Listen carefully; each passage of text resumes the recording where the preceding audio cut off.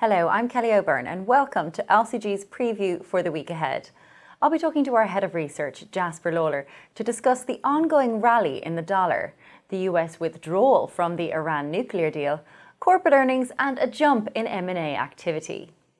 Before that though, I'll run down some of the top corporate results to watch out for this week. On Monday, John Lewis reports full-year earnings. On Tuesday, Smurfit Kappa, Commerzbank and Home Depot report first-quarter earnings, while EasyJet gives half-year updates and House of Fraser, Land Securities and Vodafone announce full-year results. On Wednesday, it's Burberry's turn to announce full-year results and Macy's and Cisco report first-quarter earnings. On Thursday, it's a busy one with Experian, 3i, National Grid, Royal Mail, Thomas Cook, British Land and Mothercare all reporting full-year results, while Walmart and Vivendi update on first-quarter earnings. Finally, on Friday, AstraZeneca, Campbell Soup and Deere & Co report first-quarter earnings. So now, moving on to the economic calendar. Market-moving results start on Tuesday with China retail sales and industrial production, German GDP, UK unemployment and average earnings, then Eurozone GDP and US retail sales. On Wednesday, it's German and Eurozone CPI, followed by US industrial production.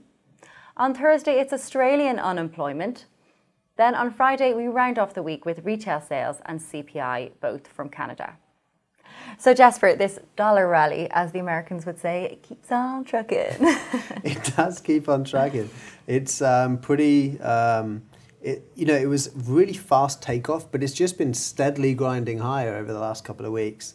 And there was a little bit of evidence that maybe it's coming to at least a brief pause period towards the end of the week because we had that softer than expected US inflation. Yeah.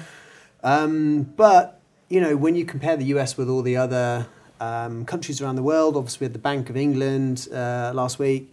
They paused rates while not too recently they were looking to hike rates. So still these other central banks not quite catching up, even if the US itself is moderating its plans, or at least inflation's moderating a bit. So there isn't really any particular reason to think that this dollar rally's done, other than the fact that the price has just been sliding for a few weeks now and it's just due some sort of pullback. Yeah, and Trump went for it in the end. US is out of the nuclear deal. So how do you expect things to pan out from here? Yeah, that actually that helped the dollar a bit, I would say, because the dollar has been a bit of a haven in times of uncertainty recently, so that added a bit of uncertainty to things. I'm still of the opinion that probably, even though Trump is basically saying that all the sanctions are back onto Iran, there's going to be a certain sort of implementation period for that. And during that implementation period, there's still a chance that, just like with all these other deals, NAFTA and all the rest of it, that maybe Trump comes back in and does some sort of deal. So that at least the hope of that happening, I think, can actually stave off any uncertainty in the market. And probably we've seen some of the most explosive gains in oil. And now we're back to the point where we have to look at what OPEC are doing next and the kind of usual, US production numbers, etc., that would otherwise drive the oil price. Yeah, and we've got a lot of updates from UK companies coming this week, and US earnings drawing to a close as well. So what's happening with earnings? I think it could be a big week for the FTSE. Obviously, a couple of standouts being Royal Mail, Vodafone would be definitely two to look out for. And the whole UK companies, generally those international firms, they've been benefiting from stronger global growth, the weaker pound. It's all been pretty good. It's really just been the more domestically, particularly the retail-focused companies that have not been faring as well. Luckily, from a FTSE 100 perspective, they don't actually make up such a large proportion of the index. Yeah. On the US side, it's been an absolute blowout earnings season. It's been impressive. It's exceeded what were even quite high expectations. But the strange thing about it is that stocks have not really reacted. They've not fallen off a cliff, but they've not rallied significantly. So maybe that's just a matter of kind of digesting all the uncertainties, getting the earnings season in the rearview mirror, then you make a decision. If that's the case, there's still chance for the recovery from that correction to continue. But I would say it increases the risk that actually if this earnings season wasn't enough to push equities higher, then what is? So, then maybe the only other alternative is to turn down. Yeah, of course. And sticking with companies, M&A activity has been quite a big deal this year so far, and it's picked up. Is it possible to draw any conclusions from that?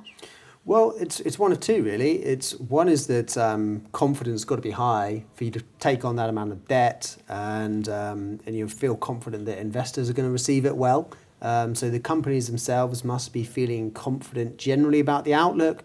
But the flip side to that is that, well, they probably could also invest the money into expanding their business organically, and maybe they don't feel that the general scenario out there is good enough for them to do that. But you can understand, given the choice for these managers, you know there are certain risks to these M&A deals, and obviously sometimes they really don't work out. But if you can pull it off, it's a very quick way to extra revenues at still very low interest rates. So it makes sense to me. We're a year into Trump's presidency. Seems like Brexit jitters have calmed down a little bit. Obviously, there's still problems there, but putting all that aside, maybe investors are actually, the companies themselves are coming back in and believing again that these deals can actually make a big difference and do well. Yeah, great. Ending on a positive note. Thank you, Jasper. And thank you all for watching. If you wish to find these videos online as they're released, please follow LCG on social media.